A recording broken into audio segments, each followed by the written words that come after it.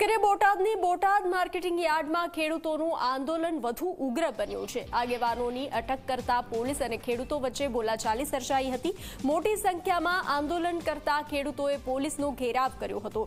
ઘેરાવ છતાં પોલીસે ખેડૂત આગેવાનોની અટકાયત કરી। ડીવાયએસપી, એલસીબી, એસઓજી સહિતનો કાફલો યાર્ડ પર હાજર રહ્યો હતો।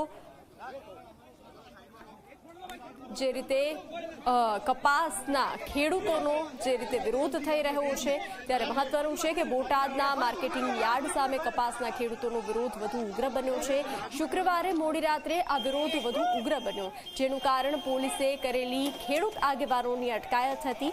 યાર્ડ સામે મોડી રાત સુધી વિરોધ કરી રહેલા ખેડૂતોએ જ્યારે ભજન કીર્તન કરી અને વિરોધ શરૂ કર્યો ત્યારે પોલીસને બોલાવવાની ફરજ પડી હતી। જે દરમિયાન ડીવાયએસપી, એલસીબી, એસઓજી સહિતનો કાફલો યાર્ડ પર આવી પહોંચ્યો હતો અને આંદોલન કરનારા ખેડૂત આગેવાનોની અટકાયત કરી હતી। જોકે ખેડૂતોએ પોલીસનો ઘેરાવ પણ કર્યો હતો, છતાં પણ ખેડૂત આગેવાનોની અટકાયત કરવામાં આવી હતી।